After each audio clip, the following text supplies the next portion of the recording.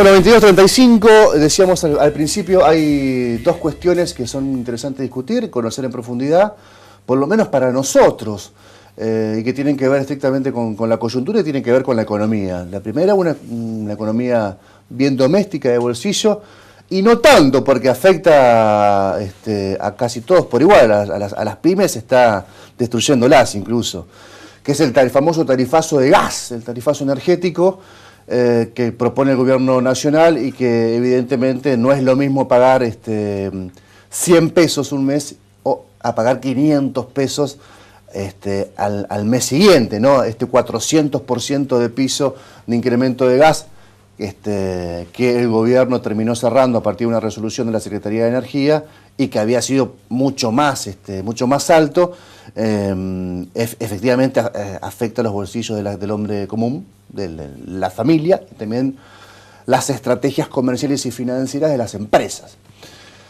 Nos preguntábamos también qué tiene vigencia una resolución adoptada por un Poder Ejecutivo, firmada por un funcionario de ese Poder Ejecutivo, o una resolución judicial, que está también firmada por un funcionario, en este caso de otro poder, el Poder Judicial.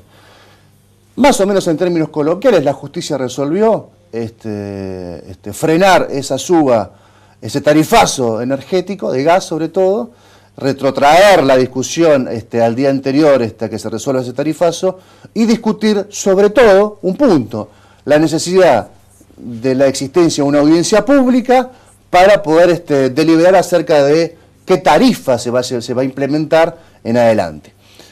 Así que me gustaría empezar primero por este tema, a discutir o a charlar o a conversar con el abogado Mariano Bar, que tuvo la gentileza de acercarnos a último momento convocado. ¿Qué tal, Mariano? Gracias, ¿qué tal? Integra Bien. además el Colegio de Abogados, está en el área de Derecho Constitucional.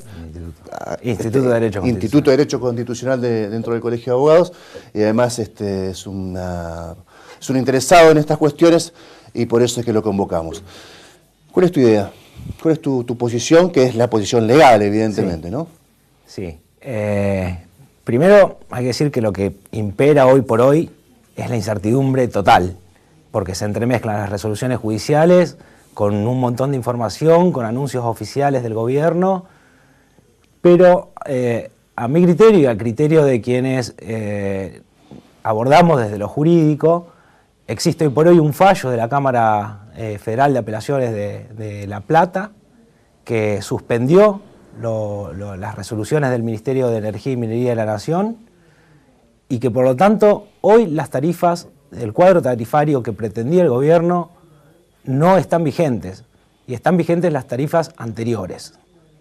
Ahora bien, como respuesta a este fallo, el gobierno dictó nuevas resoluciones que, como bien decías vos, ponían un tope del 400%, pero son resoluciones en definitiva que adolecen del mismo vicio que adolecieron las primeras resoluciones, que fueron dictadas sin la audiencia pública previa obligatoria. Por lo tanto, de judicializarse también serían declaradas nulas. Y en términos concretos, si recibí en ese periodo, en los últimos 20 días, una factura, y la factura tiene en el medio el tarifazo, evidentemente, primero me impacta económicamente y anímicamente, pero ¿qué debo hacer? Claro, y ahí se produce la incertidumbre entre toda esta que hablábamos hoy, entre toda la información que hay y en los anuncios judiciales, entremezclados con los anuncios del gobierno. Hoy por hoy, desde lo jurídico, una factura que viene con los cuadros tarifarios nuevos no es constitucional, no debería pagarse. Ahora, sin embargo, vienen con esos, teniendo en cuenta las resoluciones del gobierno y no el fallo judicial. ¿Qué hacer en ese caso? Y cada uno tomará la decisión que pueda hacer o que le parezca, en el sentido de que puede ocurrir que yo me niegue a pagar y no pague, y luego la Corte Suprema convalide las tarifas, y en ese caso yo lo que voy a tener es una deuda enorme.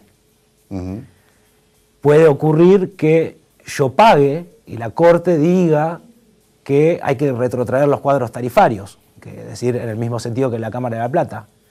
Y en ese caso tendré una nota de crédito, un crédito a favor para futuras facturaciones de gas, y bueno, lo descontaré de ese crédito a las facturas que me vengan.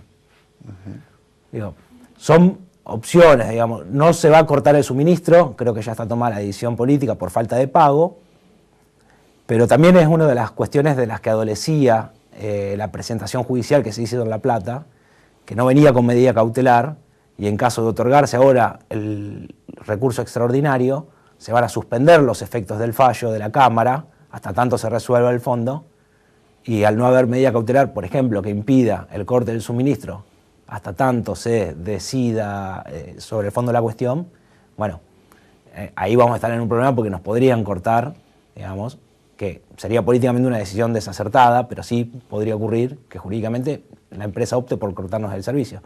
Por eso también ahora la misma asociación que presentó los amparos contra el tarifazo, que tuvo efectos nacionales, ahora están haciendo el pedido de medidas cautelares. Obviamente, lo explicaste recién, pero te lo vuelvo a preguntar.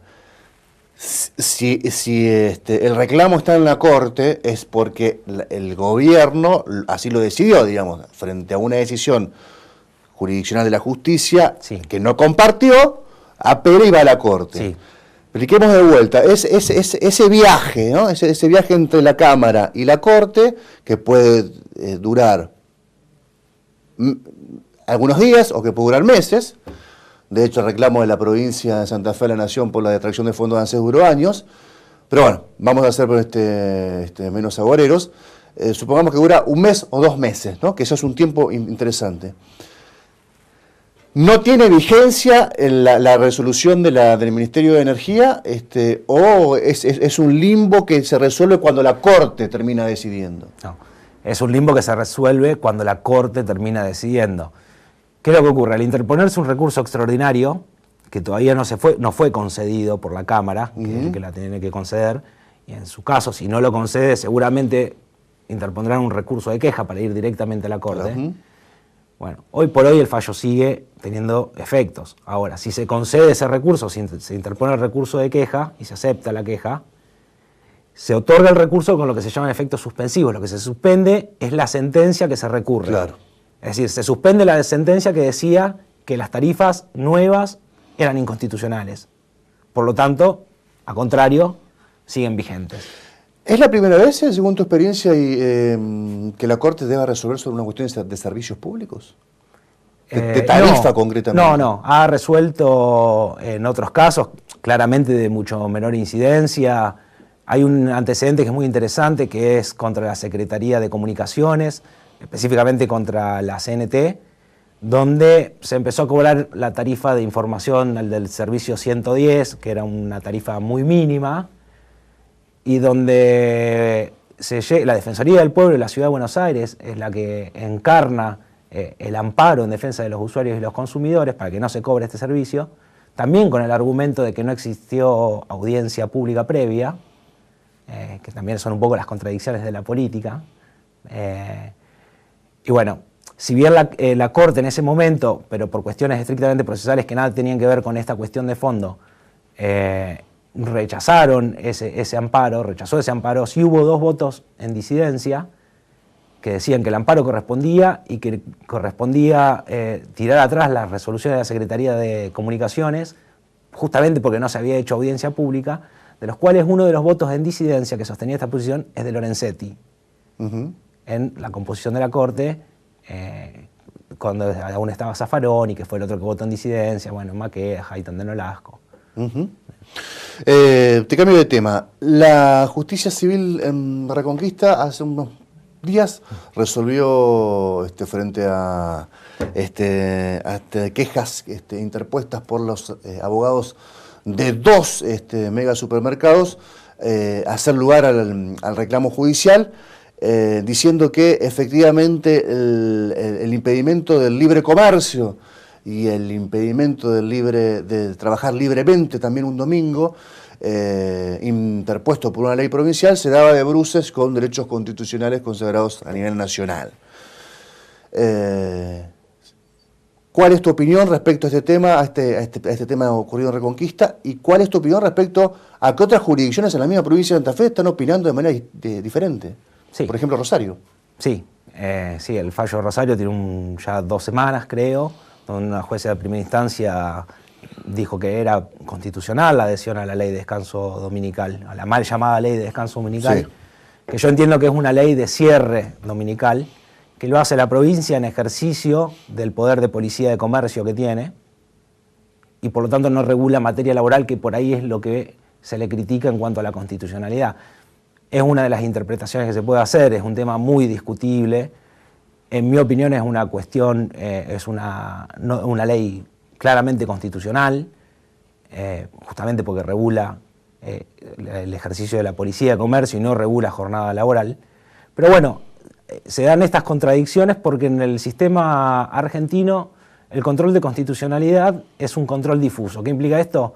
Que cada juez decide sobre las inconstitucionalidades que se le presentan en una causa concreta y cada uno lo puede decidir como entiende que es más ajustado a derecho. No hay precedentes que sean obligatorios para los jueces. Por ahí los fallos de la Corte Suprema, en determinados sentidos, sí tienen cierta incidencia y se transforman en precedentes que generalmente son seguidos por los jueces inferiores. Pero por este control de constitucionalidad difuso, un juez de Rosario puede fallar totalmente distinto a un juez de Reconquista en una causa similar porque entienden de distinta manera el derecho vigente, digamos. Y por lo tanto uno puede decir, el empresario de Reconquista, yo puedo abrir las puertas porque la justicia me avala, y los concejales de Rosario que adhirieron con su voto a la ley provincial pueden decir, vieron que teníamos razón, nos avala un fallo judicial. Exactamente. Pueden pasar esas dos cosas, de hecho están pasando. Exactamente. Y que no pasa en el tema de los amparos porque justamente son amparos colectivos que no se dan en la provincia de Santa Fe. Pero igualmente también el tema del descanso dominical va a ser una cuestión que en definitiva también va a terminar resolviendo seguramente la Corte Provincial o la Corte Nacional en su momento, y ahí ya va a haber otra vez certeza, digamos, sobre la aplicación o no o la constitucionalidad o no de estas adhesiones a una ley provincial que para algunos regula trabajo y para otros regula policía de comercio. Gracias, Mariano, por la visita. No, por favor, gracias a usted. Mariano Barra hablaba con nosotros recién de estos dos temas. Tras el corte hablamos con Marcelo Viso. La pregunta quedó pendiente el jueves pasado.